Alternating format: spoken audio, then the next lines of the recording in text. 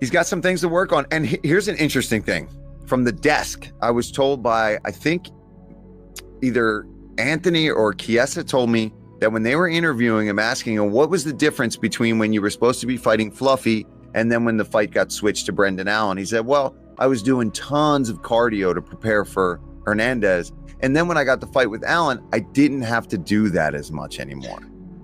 That's crazy. That if we can ever find that clip, that's going to bite him in the ass to say that. Now, I don't know if he said it to them personally or if it was on the air, but bro, why would you ever stop? And Chiesa said the same thing me and you, Michael, say all the time. There's one thing in mixed martial arts that you can absolutely control, and that is your gas tank.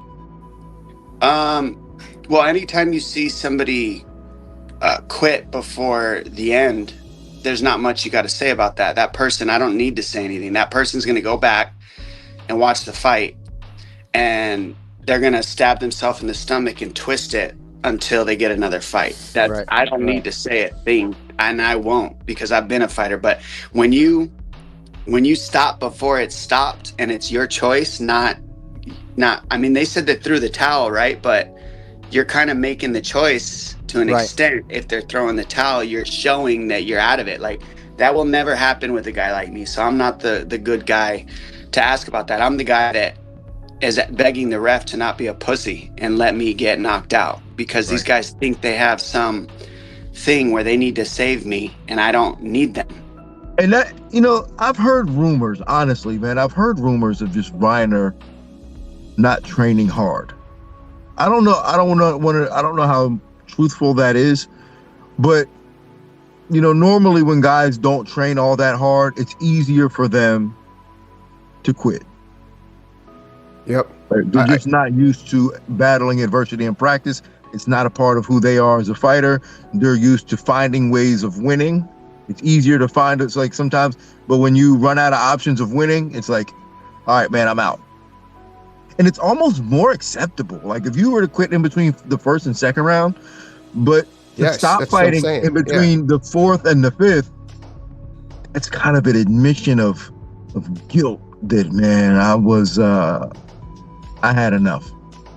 I just don't know if in this moment, did RDR get kind of complacent going like, Brendan Allen's not as good as Robert Whittaker? Did he take it for granted? Did he think that, like, I'm not getting Fluffy. Fluffy's already like beaten Brendan Allen, I think, twice. And it just was one of those, did he get complacent? Did he think that, like, I'm going to walk through this and I'm going to get to the title shot, and then this is where he ended up?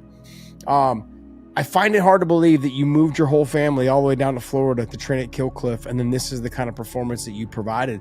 Conditioning-wise, performance-wise, everything. I can't wrap my head around it. There's so much to unwrap, but I can't wrap my head around how he ended up having a performance like he did, especially after the first round. He looked exhausted. But when you're the nail, that's when you prove to the world what you're made of.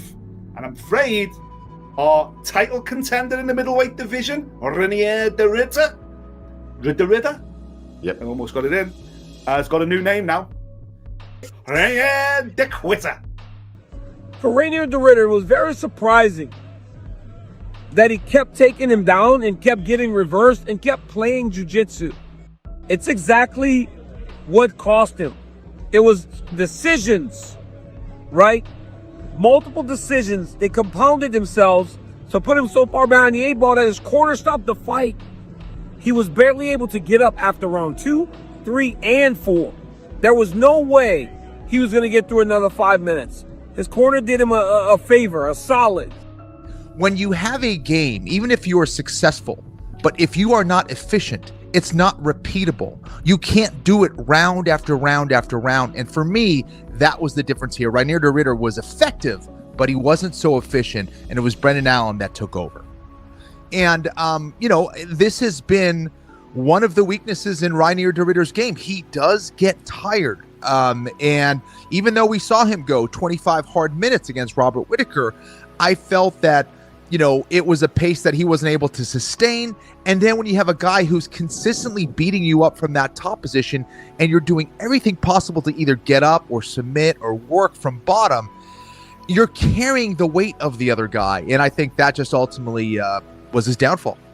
Are RDR versus Brendan Allen. Kind of went how I thought it would, honestly. I thought that Brendan was going to be able to outstrike him. I thought it was going to be a close fight, a little bit closer than when he made it. But very good job on being able to survive the first round. Like, RDR is a motherfucker in the early rounds. And very good jiu-jitsu. Big guy, I will say. I will admit, he is a big dude. Like, because Brendan's a pretty big guy. And so he's definitely a big dude. And he looked big next to Brendan. Yeah, and he looked big. Yeah, I mean, Brendan did his thing, kept the pressure, melted him, and essentially just made him quit. RDR, he isn't what was advertised. Yeah. He likes it when it's going his own way. That's not fighting at the end of the day. Sometimes it doesn't go your way, and that's when you find out what you're absolutely all about. Fair play, Brendan Allen. You took him to places that he didn't want to be, and we didn't end up seeing the end of the fight because he didn't want no more. Quite obvious, that conversation between 4 and 5, quite obvious. He didn't want to come out. It was his choice. It was the fighter's choice. His corner asked him all the right questions. They didn't get the right energy, and he made that choice not to come out for round number 5. So if you didn't see the fight, you know, Reinier De Ridder was prompted at the end of round 3 by the referee Jason Herzog to expedite his walk back to the corner. And then at the end of round 4, Herzog more demonstratively said, bro, if you don't hustle back, you know, we're going to stop this fight. And ultimately, not sure if there was a verbal from Reinier De Ridder, but the corner stopped the fight, and I think rightfully so. And I just want to, before I get your thoughts, read some of the social media commentary from some of these other middleweights. So Khamzat Chimaev wrote, this bullshit guy give up, which is pretty funny. Nasruddin Imavov wrote, knew it, with a laughing emoji. Kyle Bohalio wrote, did RDR get injured in the fight, or did he just give up? Real question, guys, with an LOL emoji. And then Paulo Costa said, if I knew it would only last 4 rounds, I would go for it, LOL. And I thought that was interesting that he sort of said, you know, if I knew that maybe that was going to be my last round, you might as well get TKO'd, right? Brendan Allen, Kenny, said he was surprised that Reinier De Ridder didn't break after round 3. Reinier De Ridder had a stinker here. It was over beyond round 3. It was really bad for Reinier De Ridder beyond round 3. It was, and I feel like he kind of threw it away. And I want to mention this. People are calling him out for quitting on the stool. I get it. He was gassing out, and he should have went out there for the 5th round. That's a bad look from Reinier De Ridder. And it's happened to him before where he's called it, and he doesn't want to continue. And he's not really been beaten up, but he's just laying there exhausted and just kind of just waves it off. You know what I'm saying? Now, a lot of people might look at De Ridder and say that he quit on the stool or whatever, or his coach quit for him.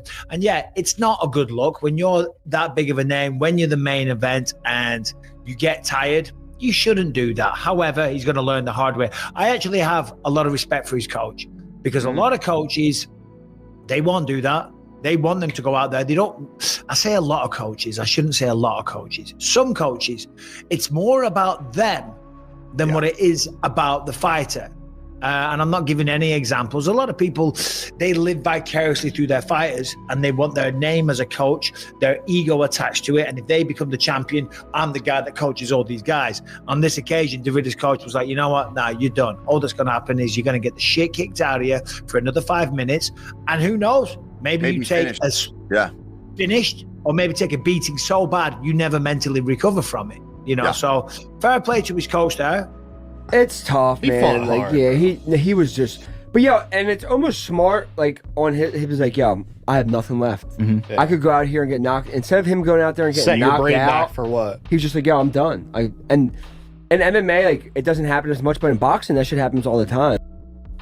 And also, if you're not mentally in it, and you're fighting in the UFC, and you're not mentally in it for 1 second, let alone thinking about not being in it for 5 more minutes against a guy who's trying to take your head off, then maybe that was the best decision. You know, I don't know. And I think a coach is going to know their fighter extremely well, of how they deal with adversity and what they see in the gym or what they've seen in other fights compared to what they're seeing right now in real time. And if you're like, you know what, maybe I save my fighter 5 minutes of brain damage and allow him to fight another 6 fights, then go in there and get pounded.